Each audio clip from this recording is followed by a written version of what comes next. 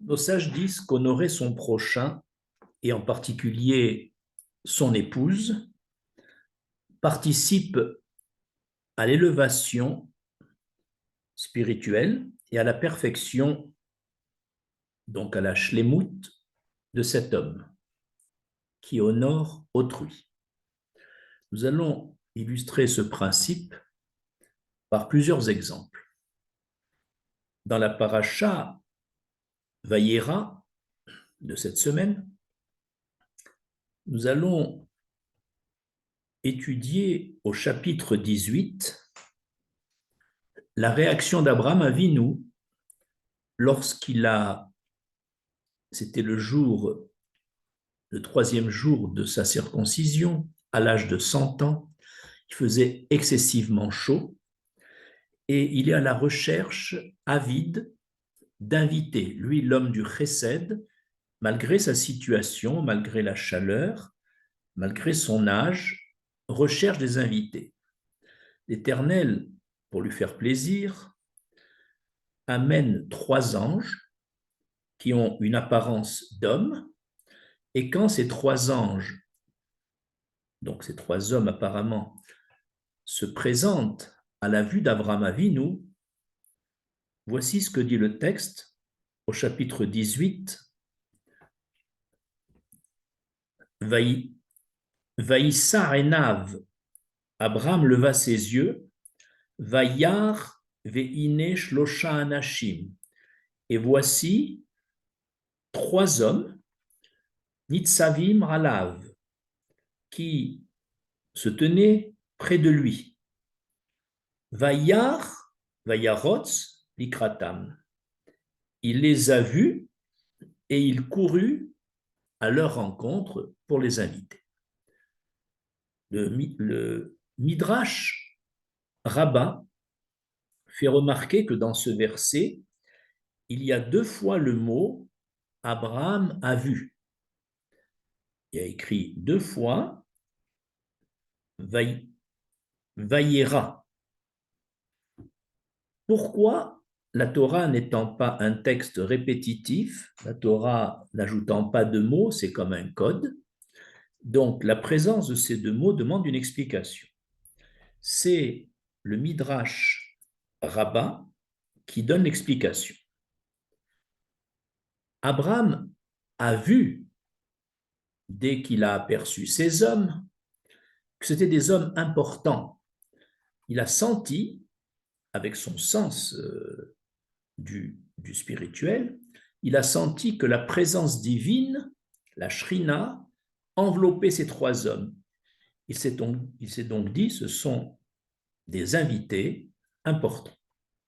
Cependant, malgré cette vision, il n'a pas couru à leur rencontre pour les inviter chaleureusement. Il a attendu un second regard.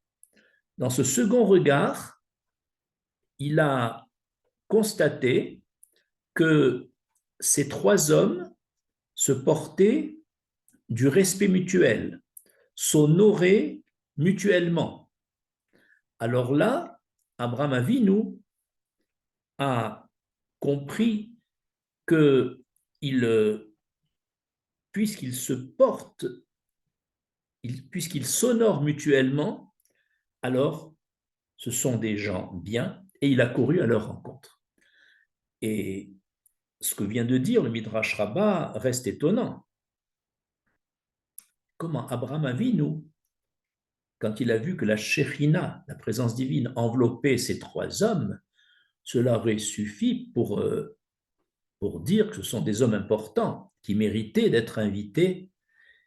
Cependant, un petit doute subsistait chez Abraham Avinu, à savoir, sont-ils capables de s'honorer mutuellement? Et de là, nous comprenons que, puisque c'est le deuxième regard qui a porté Abraham Avinu à courir vers ses invités, cela prouve que le respect mutuel, l'honneur que chacun porte à son prochain, semble avoir pour Abraham Avinu plus d'importance que la Shekhinah qui réside parmi eux. Donc, cet exemple montre à quel point le respect mutuel entre les hommes a une grande importance. Plus, donc cette relation horizontale est encore supérieure à la relation verticale. C'est peut-être pour ça que on dit qu'à Yom Kippour, l'Éternel pardonne les fautes verticales, c'est-à-dire les fautes entre l'homme et l'Éternel, mais ne pardonne pas les fautes horizontales, c'est-à-dire entre l'homme et son prochain, sauf si, avant Yom Kippour, ces hommes se sont excusés éventuellement l'un à l'autre. Nous allons illustrer l'importance d'honorer son prochain par un deuxième exemple. C'est celui décrit dans le Talmud Berachot, à la page 27, à propos de Rabban Gamliel, qui était le Nassi, le chef de la communauté, et Rabbi Yoshua, qui était un grand sage, un grand Talmid Racham. Rabban Gamliel et Rabbi Yoshua ont eu une discussion à propos du caractère obligatoire ou facultatif de la prière du soir, la prière de Mahariv. Et à la suite de cette discussion, Rabban Gamliel s'est irrité contre Rabbi Yoshua et a demandé, pendant le cours que Rabban Gamliel dispensait, il a demandé à Rabbi Yoshua, alors que les autres élèves étaient assis, il a demandé à Rabbi Yoshua de se tenir debout, comme au piquet, entre guillemets. Eh bien, les autres Talmidim, vu le caractère autoritaire de Rabbi Houdan, de Rabban Gamliel, ont laissé faire. Mais ils pensaient que cette sanction de laisser Rabbi Yoshua debout n'aurait duré que quelques minutes. Et voilà que le cours se poursuit, et les élèves de Rabban Gamliel qui suivaient son cours, à un moment, se sont dit, comme c'est marqué dans le Talmud Berachot, jusqu'à quand Rabban Gamliel va-t-il tourmenter le sage Rabbi Yoshua? Alors ils décidèrent, devant ce qu'ils considéraient ça comme un manque de respect pour Rabbi Yoshua, ils décidèrent de destituer de sa fonction de Nassi, de chef de la communauté, de destituer Rabban Gamliel. C'est ce qu'ils ont fait par un vote unanime. Et maintenant arrive la deuxième phase. Qui remplacera Rabban Gamliel pour devenir le nouveau Nassi? Il savait que le plus qualifié était justement Rabbi Yoshua.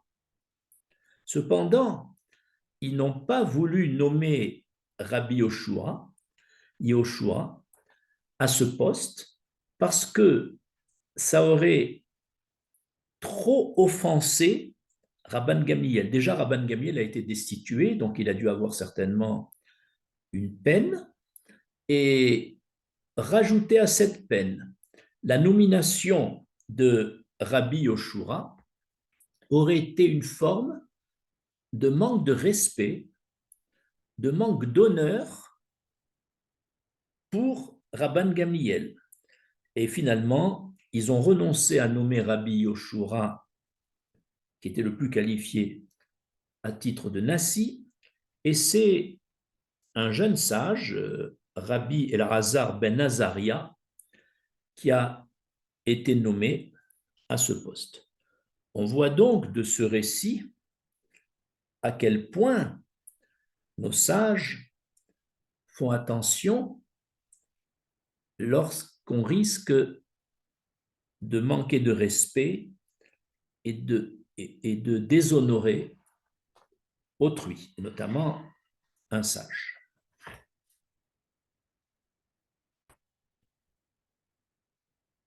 Le troisième exemple qui illustre l'importance d'honorer son prochain est donné par la belle-fille de Yehuda, Tamar. On sait que Yehuda avait 3 fils.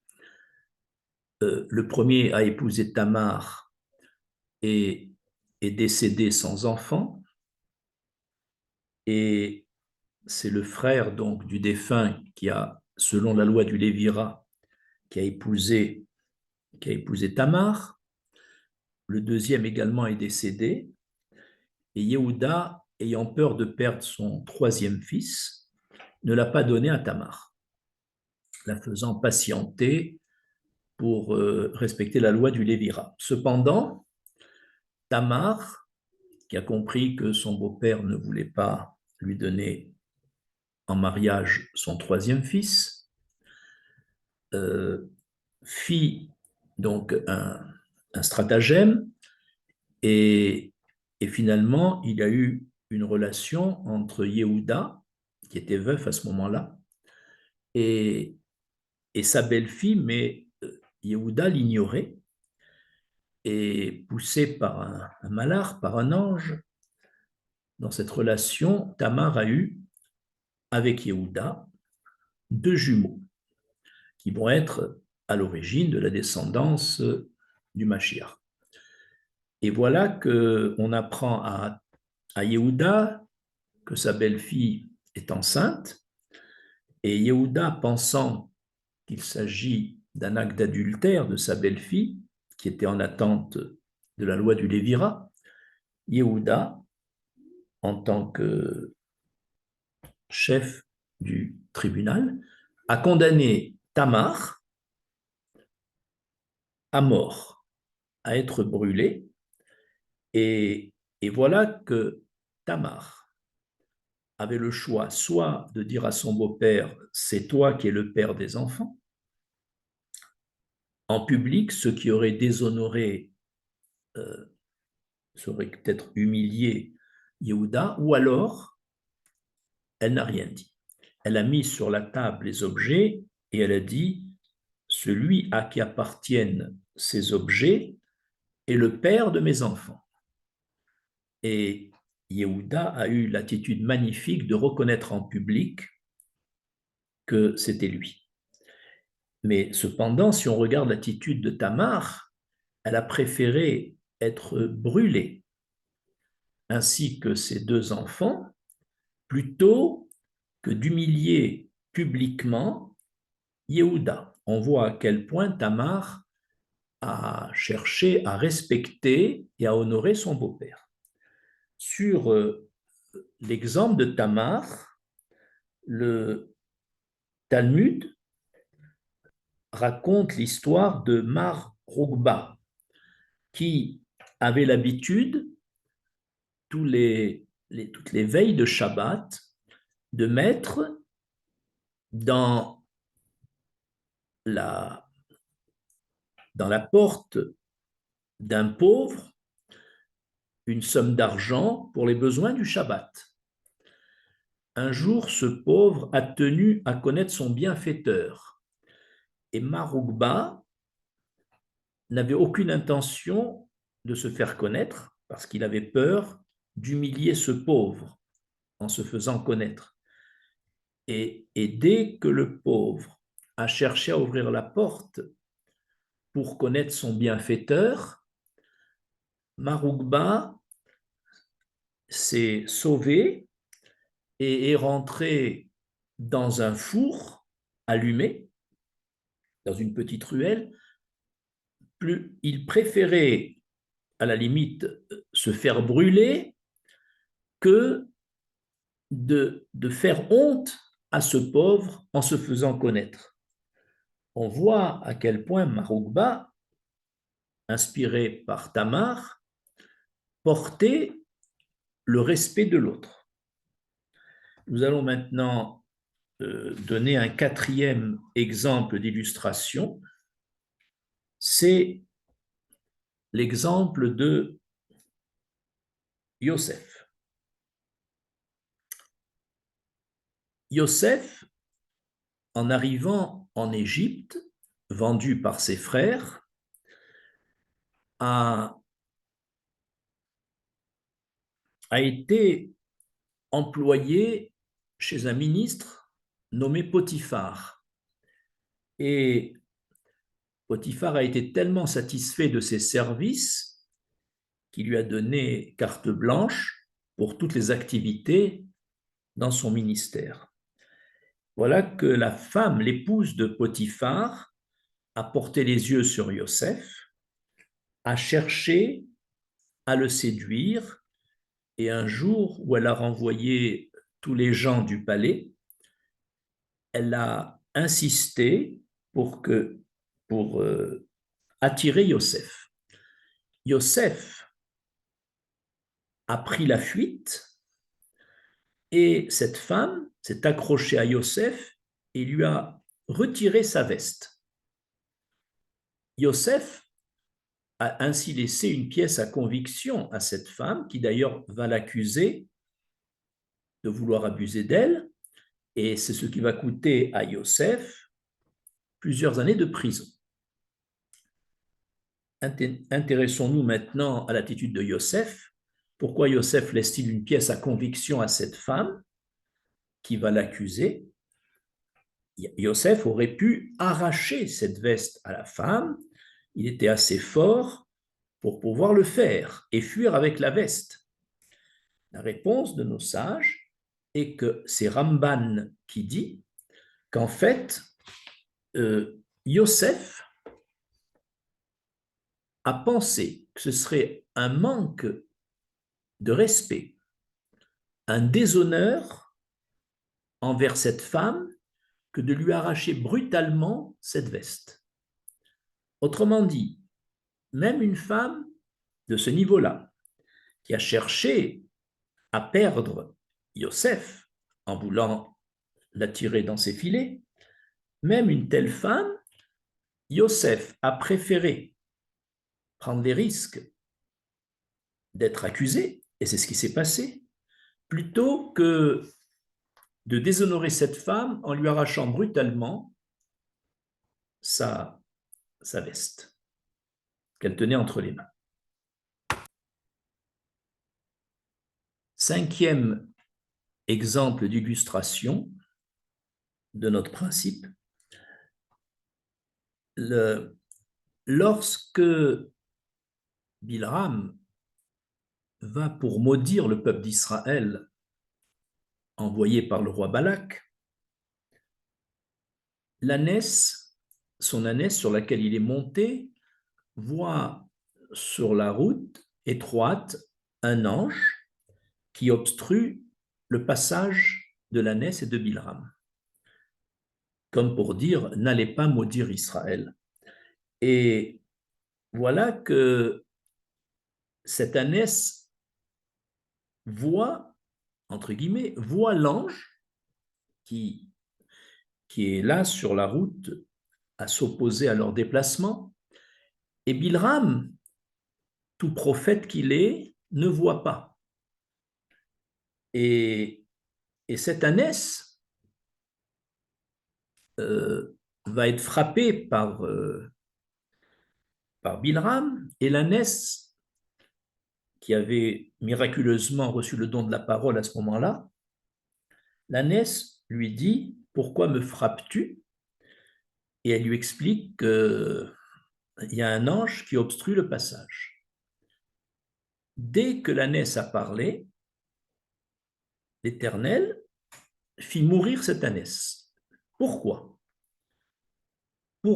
Dieu a fait ainsi pour ne pas que chaque fois que cette ânesse, si elle était restée vivante, passerait dans la rue, les gens diraient « Voici l'ânesse qui a vu l'ange alors que le prophète Bilram ne l'a pas vu ». ce serait un déshonneur pour Bilram. Ainsi, l'Éternel nous donne un exemple. Il faut tout faire, et même éliminer l'ânesse, afin de ne pas déshonorer par la suite Bilram, bien que ce dernier soit, bien sûr, un homme envieux, orgueilleux, avide de plaisir, allant même, comme on le sait, jusqu'à cohabiter avec l'ânesse, ce que l'ânesse lui a rappelé. Donc, si Akadosh Baruch Hu a tout fait pour éviter de déshonorer Bilram, tout mécréant qu'il était, alors cela, comme nous, on doit imiter les voies d'Hachem, de l'Éternel, donc, il nous est recommandé d'honorer autrui. Je termine par ce 6e exemple. Nos sages disent pourquoi les lois de la Torah suivent essentiellement Hillel et presque pas Shammai. Pourtant, les deux étaient des grands sages, chacun avec son école, chacun avec ses façons de voir. Si nos sages disent si la halacha a été selon Hillel en général, c'est parce que Hillel a eu une grande qualité, c'est que quand il présentait à ses élèves sa théorie, la théorie de Hillel, il commençait par présenter d'abord celle de son collègue Shammai, et de façon bienveillante, afin d'honorer Shammai, et ensuite il présentait sa théorie. C'est parce qu'Hillel a su porter du respect et honorer Shammai que le ciel l'a récompensé et que la plupart des lois de la Torah sont selon Hillel. Et de là, on comprend le Pirkei Avot, la Mishnah du Pirkei Avot qui dit qui est honoré? Celui qui honore son prochain. En portant du respect à son prochain, on reçoit en retour un respect personnel et tout ça contribue à notre élévation spirituelle et à notre perfection, à notre shlemut. Je vous remercie.